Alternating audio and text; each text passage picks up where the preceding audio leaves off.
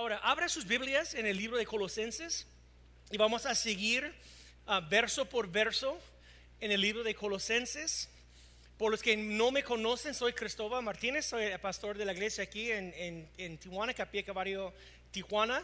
Y vamos a hablar como 45 minutos y ver lo que Dios quiere mostrarnos hoy en su palabra en el libro de Colosenses, capítulo 4.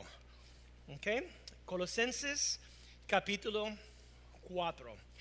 Y algo que tenemos que entender como individuos, igual como congregación, que nosotros hemos recibido de Dios una gran comisión. Y la gran comisión es llevar este evangelio o la palabra de Dios a todo el mundo. Y nosotros tenemos un mensaje hermoso.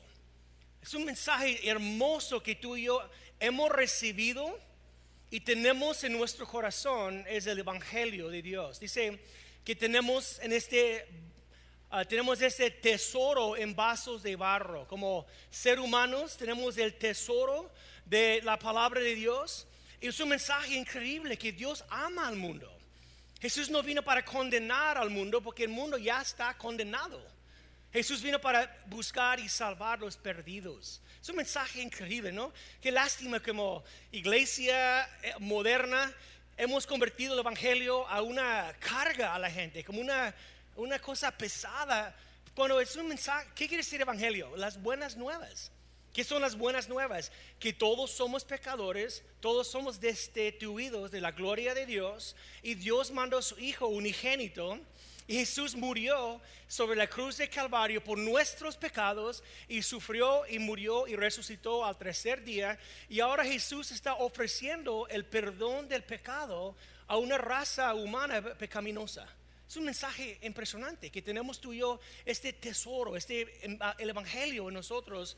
Y el deseo de Dios es que compartimos ese evangelio, que no guardamos como iglesia, que estamos alcanzando afuera de la iglesia, y también como individuos, tú y yo como cristianos, tenemos que hablar, tenemos que compartir el evangelio. Y lo que quiero hablar en el día de hoy es 4 herramientas que puedo ver yo leyendo Colosenses capítulo 4, versículo 2 hasta versículo 18.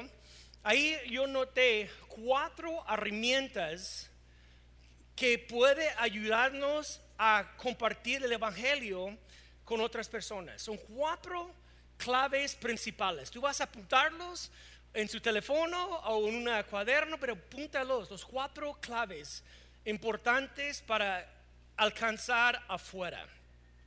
Vamos a comenzar con el primero. Colosenses capítulo 4.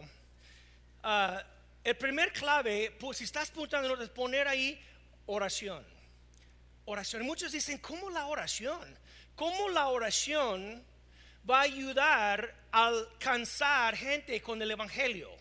¿Cómo la oración puede servir para alcanzar los que no conocen a Dios? Porque en la oración estoy hablando con Dios, no estoy hablando con gente. ¿Cómo eso puede ayudar? Pero vamos a ver. Dice aquí, ya comenzamos de versículo 2. Dice así: dijo Pablo, perseverar en la oración, velando en ella con acción de gracias, orando también al mismo tiempo por nosotros, para que el Señor nos abra puerta para la palabra, al fin de dar a conocer el misterio de Cristo, el cual también estoy preso, para que lo manifieste como debo hablar. Ahora, la primera cosa es la oración. Y dijo el apóstol Pablo, perseverar en la oración. Y la palabra perseverar quiere decir que tenemos que, dice la palabra en griego, cuando juntamos las dos palabras, la palabra es prokartero. La palabra pro quiere decir hacía. Y la segunda palabra, cartero, quiere decir para estar fuerte. Cuando juntamos las palabras pro, cartero, quiere decir para estar fuerte. Y dijo Pablo, perseverar en la oración o estar fuerte en la oración. Pero tenemos que confesar que es la cosa que batallamos más. ¿Cuántos dicen amén a eso? ¿Cuántos honestamente dicen, sabemos que debemos de orar? Sabemos que hay poder en la oración, pero es la cosa que hacemos menos. ¿Alguien puede identificar con eso? ¿O yo soy el único? Ok, voy a hacer otra vez. ¿Alguien puede identificar con eso? ¿O yo soy el único? Creo que la mayoría pueden decir, confesar, debemos de orar porque hay poder en la oración. Dios hace maravillas por medio de la oración.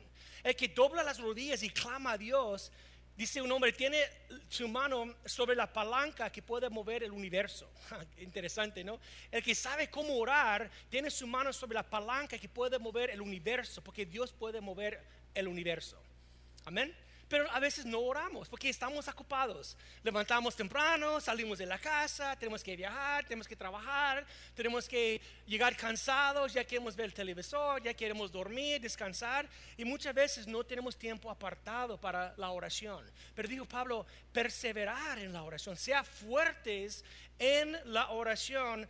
Dice él, velando en ella con acción de gracia. Cuando tú estás orando a Dios, velar en ella, sea atento, echar ojo por la respuesta que está en camino, con acción de gracia. Da gracias a Dios. ¿Sabes qué es fe? Cuando tú oras y comienzas a dar gracias a Dios por la respuesta, es una fe impresionante. Cuando tú oras y dices, Padre, te necesito ese favor y en el nombre de Jesús hazlo y oras a Dios y después comienza a decir gracias, Padre, que la respuesta está en camino, que tú vas a hacer algo en mi favor, tú vas a hacer algo increíble, ¿verdad? Es orar, perseverar, velar con acción de gracia. Pero aquí es el punto 3, dice, orando también al mismo tiempo por nosotros, para que el Señor nos abre puerta para la palabra. Aquí podemos ver algo, que si nosotros oramos, ¿qué puede hacer Dios? ¿Ustedes ya están dormidos o despiertos? ¿Qué puede hacer Dios? ¿Dónde estamos?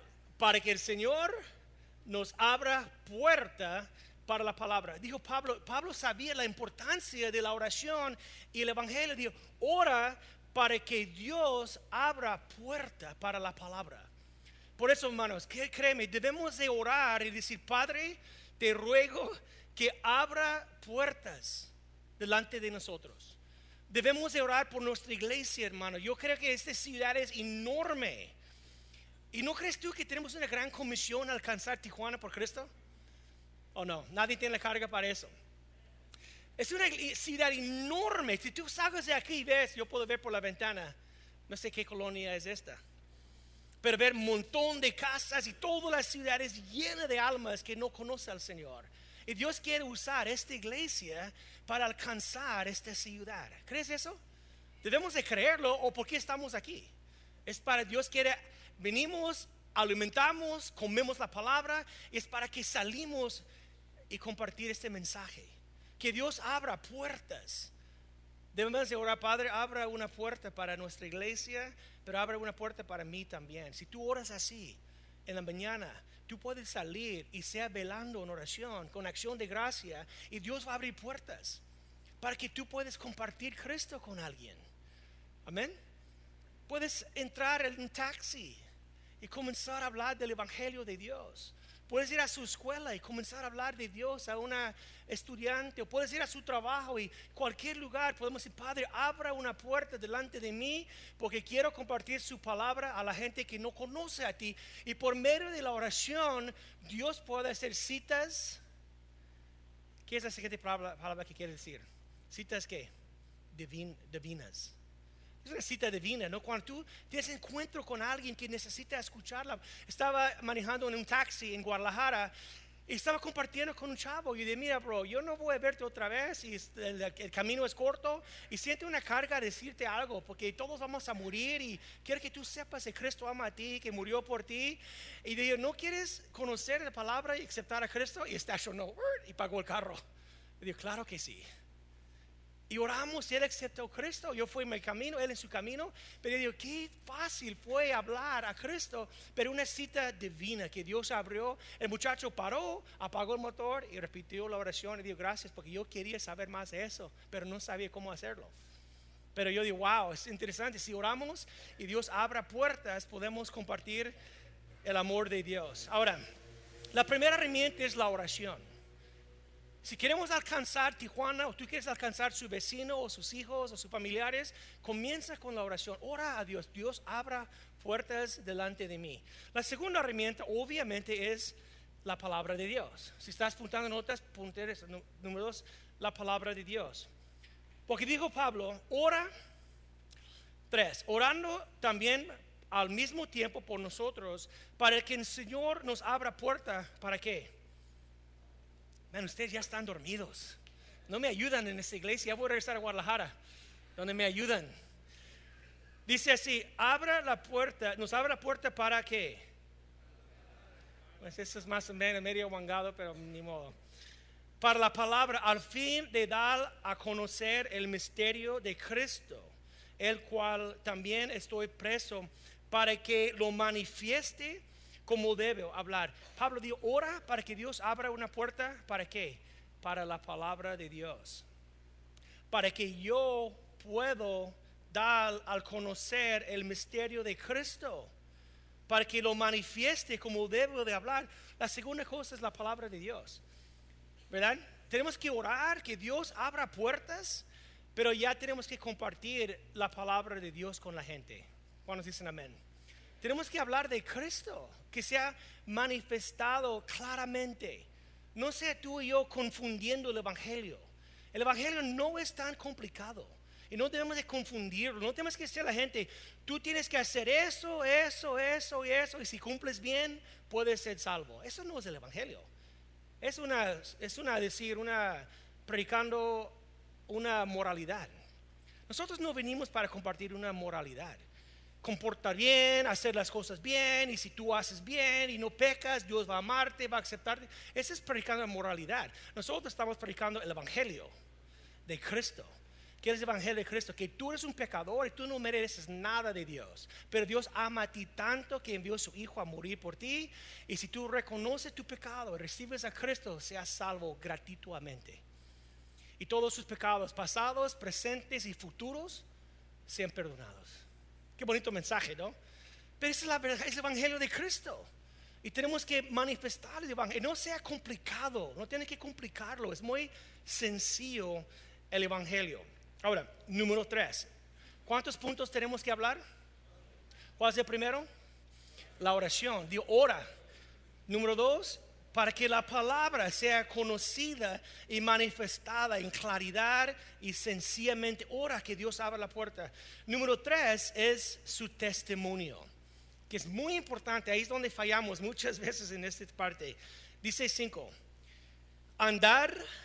¿Cómo debemos de andar? ¿Para qué? Para con los de afuera. ¿Qué son los de afuera? Cuando dice los de adentro, está hablando de quién? La familia. Somos una familia en Cristo. Aunque si tú no me quieres, yo soy tu hermano. Somos una familia, tenemos que vernos como familia. Cuando uno sufre, todos sufrimos. Cuando uno está bien, todos andamos bien. Tenemos que tener la perspectiva que somos una familia. Capilla Calvario Tijuana, si tú eres miembro de esta iglesia, somos familia, ¿verdad? Pero los que son de afuera, que hablan de los incrédulos, los que no conocen a Dios. Y donde tú vives, y donde tú trabajas, y donde tú estudias, y donde tú andas, hay gente alrededor que no conoce a Dios. Por eso dice, anda sabiamente. ¿Qué quiere decir eso? Cuida su conducta. Si eres cristiano o cristiana y dices que eres cristiano, profesas Cristo con tu boca y crees en tu corazón que es cristiano, cuida su conducta.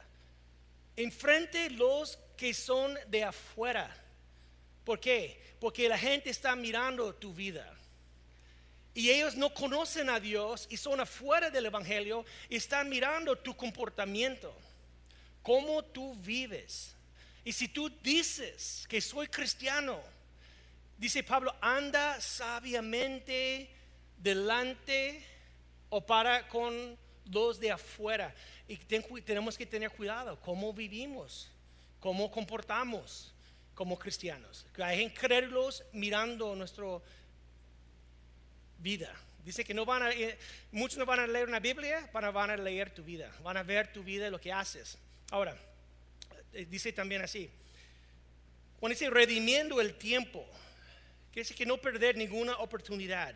Como cristianos, si vivimos bien y comportamos bien y amamos a Dios y tratamos de caminar en obediencia a su palabra, y dice redimiendo el tiempo, no perder la oportunidad. Hay gente a su alrededor que no conoce a Dios. Redimiendo el tiempo quiere decir que no perder la oportunidad que tenemos con los de afuera. Verlo como oportunidades. Cuando tenemos tiempo con un taxista o tenemos una plática con alguien, no perder la oportunidad, redimiendo el tiempo.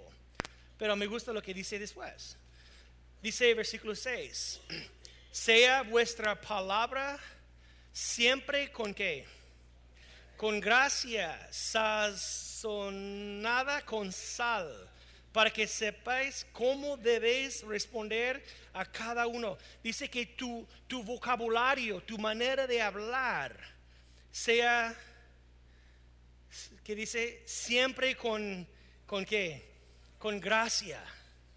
Hablamos de la gracia de Dios, que no seamos duros con los que no conocen a Dios. No sentimos que somos mayores que ellos y verlos como ustedes malos pecadores, drogadictos o lo que sea. No. Compartir la gracia de Dios con ellos. Amén. Ellos tienen que conocer a Dios. Y dice, vuestras palabras, su conducta y sus palabras son muy importantes que coinciden. Pero sus palabras siempre con gracia. ¿Qué dice? ¿Con qué? ¿Para qué es el sal? ¿Ustedes gustan sal? ¿Para qué es el sal? No sé si ustedes son como yo, pero yo echo la sal así. Sé que no es muy bueno para su salud, ¿verdad? Pero me encanta sal, porque da sabor. Y dice que tu vocabulario tiene que dar sabor, que la gente dice, bueno, ¿quién eres tú? Porque tú hablas diferente, tú eres diferente. La gente ve cómo tú hablas, cómo tus palabras, cómo tu comportamiento, tus palabras en su trabajo. Y dice, man, ¿qué tienes? Te veo como, no es como los demás. Tú no hablas como los demás. Tú eres diferente, no actúas como los demás. Y después ellos quieren saber lo que tienes. Por eso dice que sepáis cómo debéis responder. Cuando ellos preguntan a ti, ¿qué tienes tú? Porque notaba algo diferente en tu comportamiento, en tu vocabulario, y tú ya sepas cómo debes de hablar a cada uno. Porque unos van a maldecirte, tú tienes que saber cómo hablar con ellos cuando hacen eso. Sazonada con sal y con gracia. Amén. Pero cada uno tiene que saber cómo responder. Por eso es su testimonio. Ya hablamos de cuántas cosas hemos hablado. ¿Cuál es la primera herramienta? La oración. ¿Cuál es la segunda herramienta? La palabra de Dios. Porque si tú no compartes la palabra de Dios, van a pensar que eres un mormón. Van a decir, qué bonita vida tienes, qué hermosura. Pero no van a saber de Cristo. Alguien puede ser salvo cuando ellos oyen el evangelio, creen en su corazón y confiesan con tu boca, serán salvos. Pero ¿cómo van a clamar a alguien que nunca ha escuchado? ¿Cómo van a escuchar si nadie fue enviado y nadie habla? Tenemos que abrir la boca y hablar. Pero ojalá que nuestra vida, nuestro andar es sabiamente. Hablamos de eso, la oración, la palabra de Dios y nuestro testimonio que habla mucho. Una vida transformada, no hay contradicción. Si tú ves una persona cambiada y dices, wow, increíble, yo conocí a ti antes de Cristo y ahora te conozco y algo pasó. Nadie puede negar un testimonio. ¿Cuándo dicen amén? Y tú puedes compartir su testimonio y decir, mira, yo estaba vacío. Todo el mundo está vacío sin Cristo. ¿Sabía eso? Este hueco está en cada persona. Y tú, yo era vacío. Identifica con eso. Y yo trato a llenar mi hueco y unos usan drogas, otros pornografía, otros posesiones, otros fama, otros con lo que sea. Pero cada uno tiene los mismos resultados. No me llena. Y cuando tú dices, pues, ¿sabes qué? Yo, mi testimonio, yo era vacío, pensaba comprando cosas y podía llenar este hueco y no podía hasta que llegó a Cristo y Cristo llenó mi corazón y un testimonio es poderoso. Y después cuando caminamos el Evangelio y cuando hablamos bien, somos poderosos testimonios. Pero último, que vamos a tomar el resto del capítulo, es número 4, tenemos que tener disponibilidad. Tenemos que ser disponible. Ahora, el apóstol Pablo va a mencionar 10 hombres por nombre, pero eran hombres disponibles a entregar sus vidas por el Evangelio. ¿Estás conmigo? Fíjate lo que dijo. Tiene aquí 10 nombres mencionados. De los 10, 9, uno no. Pero 9 estuvieron dispuestos a entregar sus vidas por el Evangelio. Y aquí es un listo de guerreros. Pablo era guerrero y tenía hombres alrededor de él que eran guerreros, dispuestos a morir. Buenos amigos, fieles compañeros. Vamos a verlos, I don't know how to say that word, de estos hombres. Dice 7. Todo lo que a mí se refiere, os lo habrá saber. ¿Cómo se dice? Yo siempre pienso cada vez que leo pienso en taquitos. No sé por qué, pero no es taquito, es tiquico. Mira, ¿cómo era él? Amado hermano y fiel ministro y consiervo en el Señor. Ese hombre, ese compañero de Pablo, era el que llevó este evangelio, esta carta a la iglesia, pero era un amado hermano, fiel ministro. ¿Sabe qué? Era un fiel ministro. En otras palabras, ese hombre tomó su ministerio muy serio, como un llamado de Dios. Y era un fiel ministro. Y yo creo que es lo que necesitamos hoy. Fiel ministros. Personas que pueden ver su ministerio como un llamado de Dios. Y pueden ser fiel a su llamado. Hay personas que entran con todas las ganas, pero tú mismo veas, no aguantan. Ya comienzan así y después se bajan rápido.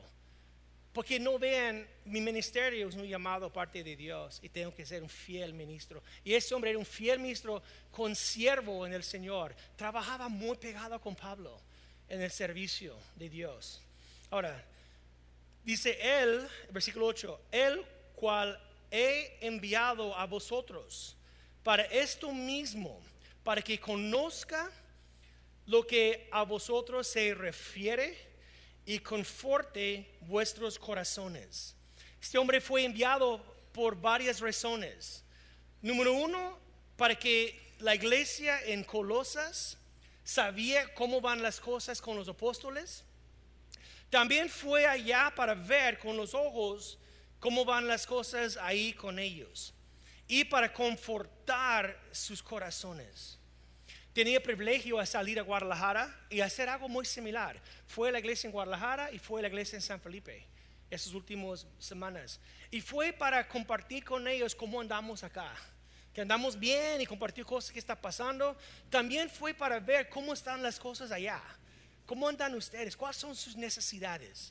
¿Sabe qué pasó? Llegó acá y Dios dio una ofrenda bonita para ir a bendecirlo. No voy a ir, ya voy a mandarlo. Pero vio necesidades y cuando llegó acá, inmediatamente llegando, Dios mandó una bendición y ya voy a mandar la bendición a las iglesias, porque yo fui a ver cómo van las cosas con ellos y fue para confortarlos y animarlos en el evangelio. Y por eso fue ese hermano allá. Ahora, el siguiente, versículo 9. Él fue mandado con alguien más, con Onésimo. ¿Quién es Onésimo? ¿Alguien de ustedes sabe quién es Onésimo? Onésimo fue un hombre, un esclavo, que escapó de su amo. Su amo se llama Filemón. Hay un libro en la Biblia que se llama Filemón. Y él escapó su amo, fue a Roma, estaba en la cárcel. Pablo llegó a la cárcel, compartió el evangelio con Onésimo.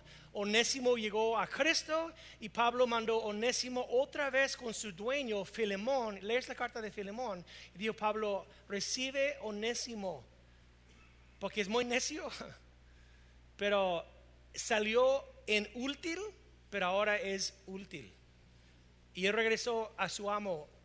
Como Dios hace eso, ¿no? Toma personas inútiles y transformándonos hasta hombres útiles.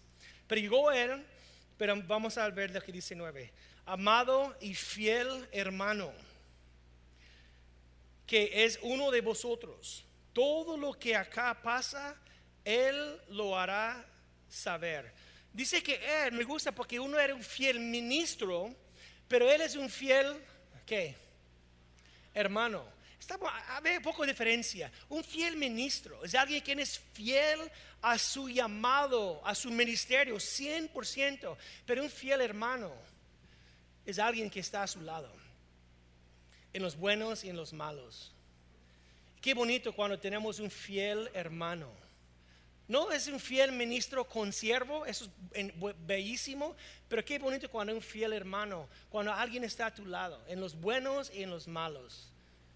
Qué bonito, ¿no? Cuando hay un fiel hermano, no ministro o consiervo, era un fiel hermano. Alguien que Pablo podía ir a ver un juego de fútbol, tomar una soda. Alguien me invitó a ver el pelea de UFC. Yo digo que no, porque no soy pecador, no voy a verlo con él. Pero es bueno tener amigos, fiel hermanos que están a tu lado. En lo bueno y en lo malo puedes contar con ellos. Ahora, versículo 10, el tercer persona. Y Aristarco, mi compañero de prisiones, os saluda. Este hombre fue con Pablo en sus viajes misioneros. ¿Cómo se llama? Aristarco. Pero dijo Pablo, mi compañero de qué? No dijo fiel ministro ni fiel hermano. Dijo mi compañero de prisiones. Este hombre estaba dispuesto a sufrir con Pablo en los momentos más difíciles. Cuando Pablo estaba en la cárcel en cadenas, él quedó a su lado. Y qué bonito también cuando hay personas que están contigo también, los buenos y los malos. Cuando tú estás en los momentos más difíciles, tienes un compañero de prisiones que está contigo. Y este hombre siguió a Pablo, y donde Pablo fue, él fue. Si Pablo estaba en la cárcel, él estaba al lado de Pablo. Qué bonito, ¿no? Cuando hay fiel personas que están dispuestos están ahí cuando es difícil. No van a abandonar la obra. Ahora dice, y Marco, el sobrino de Bernabé, acerca del cual habéis recibido mandamientos, si fuera a vosotros, recíbele. Marcos habla también a un tipo de siervo. Marcos falló Pablo muy fuerte. En su primer viaje misionero, Marco estaba con Pablo y Bernabé. Pero dice, cuando era un momento muy difícil, estuvieron en un lugar difícil, Marco, ¿qué hizo Marco? Abandonó a ellos. Parece que en la noche se fue.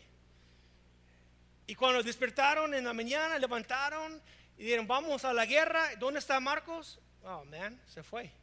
Abandonó a ellos. Y en la segunda viaje misionero, Pablo quería llevar Marco. No fue así, ¿verdad? Pablo no quería llevar Marco. Pero como era sobrino de Bernabé, Bernabé quería llevarlo. Y Pablo dijo, jamás vamos a llevar a él que nos abandonó. Y dijo, no, sí vamos a llevarlo. Al grado que ellos apartaron. Bernabé agarró Marco y se fueron a un camino. Y Pablo agarró Silas y fue otro camino. Pero después, cuando Pablo mandó una carta, dijo Pablo, mándame Marcos, porque es útil para mí. Marco representa este cristiano o creyente o servidor quien ha caído avergonzadamente, pero este hombre se levanta y sigue aprendiendo, sigue sirviendo y después es otra vez útil. Y quiero animarte, si tú has caído y tú has fallado a Dios en una manera avergonzosa, hay esperanza para ti. Tú nada más levántate, pide perdón al Señor y sigue adelante. Son hombres que no rindieron, aunque fallaron. Siguieron sirviendo al Señor. Ese equipo de Pablo, de esos hombres, eran fuerzas especiales. Aquí dice 11, versículo 11. Dice, y Jesús, llamado justo, que son los únicos de la circuncisión que me ayudan en el reino de Dios y han sido para mí un consuelo. Este hombre Jesús, no sabemos nada de él. Y eso habla del servidor que no es conocido. El servidor que no es reconocido. Hay unos que están sirviendo y sirviendo y sirviendo y sirviendo, pero nadie está diciendo nada de ellos. No son reconocidos, no hay premios, no hay aplausos, no hay ninguna palabra de referencia de él, pero él representa a los que están sirviendo a Dios fielmente sin ningún reconocimiento. Qué bonito cuando hay siervos así, que sirviendo y no hay nadie mirando, no hay nadie aplaudiendo, no hay nadie pagándolos o reconociéndolos, pero ahí están. Qué bonito. Ahora, seguimos, vamos a terminar. Dice... pero una cosa sí sabemos de él, porque es nombrado entre todos, que dicen 11, que son los únicos de la circuncisión que me ayudan en el reino de Dios y han sido para mí un ¿qué? Lo que sabemos de él, que él ayudaba a Pablo y era un consuelo.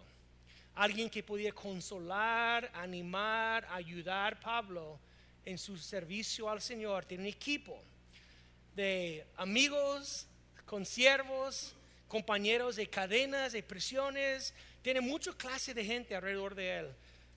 Ahora, dice el siguiente: os saluda Epafras, el cual es uno de vosotros, siervo de Cristo. Mira, ¿qué tipo de persona era él? Siempre rogando, ¿en qué manera? Por vosotros en sus oraciones, para que estéis firmes, perfectos y completos en todo lo que Dios quiere. Esa es una guerra de oración. Siempre es bonito en el grupo de servidores que hay un hombre que es una guerra de oración. Ese hombre, cuando dice que rogando encarcelidamente, quiere decir en el griego luchando y trabajando duramente en la oración. Qué bonito, ¿no? Cuando hay gente, esos son los más poderosos que hay, los que saben cómo luchar y batallar en la oración. Y dijo Pablo, él es siempre rogando y luchando y haciendo guerra espiritual por vosotros en sus oraciones. Ahora, 13, porque doy testimonio de que tiene gran solicitud por vosotros, por los que están en Laodicea y los que están en, ¿qué? Herbalife. Oh, sorry. 14, os saluda Lucas, el médico amado. Fíjate, Lucas es el mismo hombre que escribió el Evangelio de Lucas. ¿Cuántos capítulos están en el Evangelio de Lucas? 24. Él escribió el libro de Hechos. ¿Cuántos capítulos están en el libro de Hechos?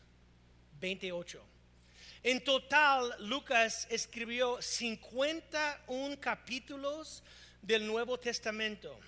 Un 4 del Nuevo Testamento fue escrito por Lucas. ¿Y sabe lo que me gusta de él? Ninguna vez mencionó su nombre.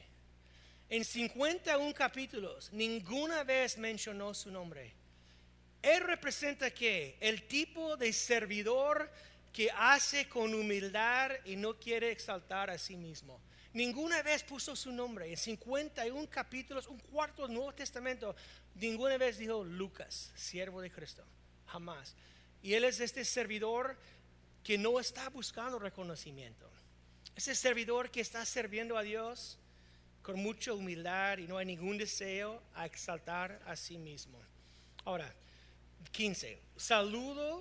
Saludar a los hermanos que están en Laodicea, era cerca de ellos, y a Nimpas y la iglesia que está en su casa. Este hombre abrió su casa para que la iglesia, como no tenía edificios, iglesias como nosotros tenemos, reunieron en casas. Pero este hombre estaba dispuesto a abrir su casa para que la iglesia pudiera congregar en su casa. 16.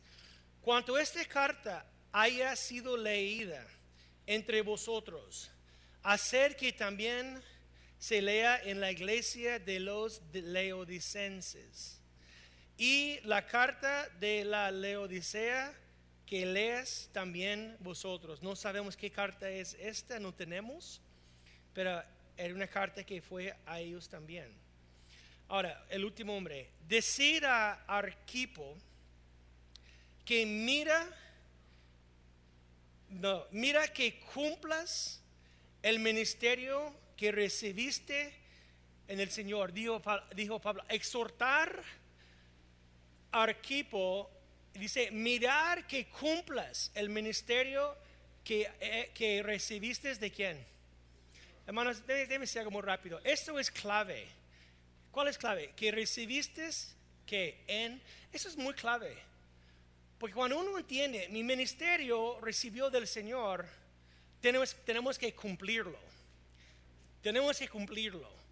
Porque hay mucha gente que entran y hacen, pero cuando ya no conviene, o cuando ya no es tan divertido, o ya cuando no es tan bonito hacerlo, se tiran, se dejan el ministerio al suelo y se van. Y tú dices, no van a ni reportar, no van a cumplir su... ¿Puedo hablar neta? ¿Seguro? ¿Puedes decir neta en una iglesia cristiana? ¿Nadie está ofendido? No, ya no voy a decirlo. Ha mirado muchas veces que la gente entra y comienza con pasión, pero ya de volada se tiran al suelo y se retiran. Y tú dices, y dijo Pablo, mira que cumplas el ministerio que recibiste de parte de Dios. Si Dios ha dado a ti un ministerio, cumple tu ministerio. Sé un fiel ministro. Amén. Ahora, terminando. Dice, la salutación de mi propia mano de Pablo, el último nombre mencionado. Acordaos de mis, ¿qué? Estaba en la cárcel. Acordaos de mis prisiones. La gracia sea con vosotros. Amén. Hermanos, quiero terminar diciendo que como iglesia, como cristianos, hemos recibido una gran comisión de parte de Dios. Y la gran comisión es alcanzar afuera, alcanzar la gente que no conoce al Señor. Como iglesia y como individuos, debemos de alcanzar la gente a nuestro alrededor. Hay gente en su espacio donde tú andas diario. Tú tienes ese grupo de gente que veas diario. En su trabajo hay ese grupo de personas, o en su escuela, o lo que sea. Hay ese grupo que tú miras constantemente. Y tenemos la gran comisión es ir y hacer discípulos de todas las naciones, bautizándolos en nombre del Padre, del Hijo y del Espíritu Santo, enseñándolos que guardan todas las cosas que os he mandado. Pero aparte de esta gran comisión, tenemos 4 herramientas que hemos hablado. ¿Cuál es la primera? La oración. Debemos de orar, hermanos, orar que Dios abra puertas. Quiero animarte en esta semana. Pasa 5 minutos, 2 minutos, 1 minuto en su tiempo de oración con sus rodillas dobladas y decir, Padre, abra puertas delante de mí para que pueda compartir su palabra, la gracia de Dios. ¿Cómo se dice sazón? Eso también da sed, ¿no? Cuando tomas algo con sal, tienes sed. Que tus palabras dan sed a la persona, que quieres saber más de lo que tú tienes. Y también, número 3, su testimonio. Tienes herramientas para alcanzar afuera. Uno es su testimonio, su conducta y su manera de hablar.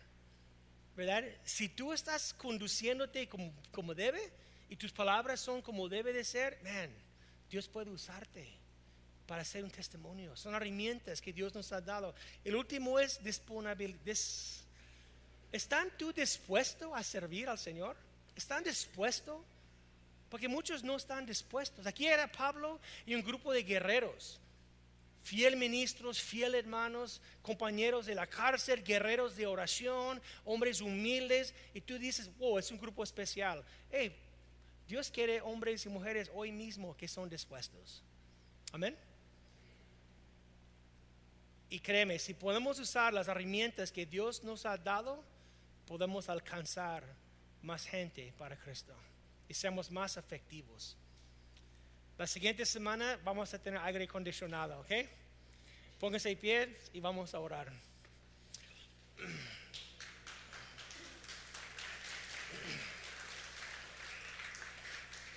Padre, venimos delante de ti, Señor, y gracias, Padre, porque tú amas al mundo tanto que entregaste a su Hijo Jesús para morir por nuestros pecados. Y ahora hoy tenemos la gran comisión a compartir lo que hemos recibido.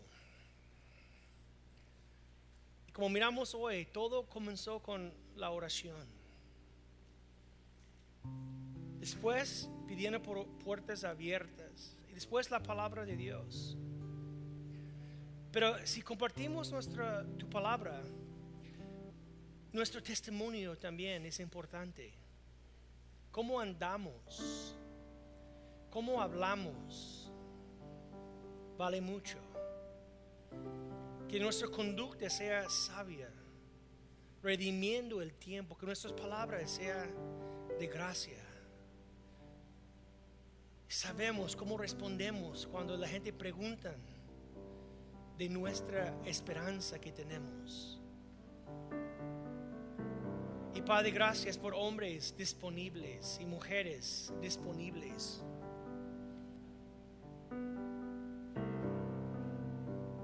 Danos este corazón disponible.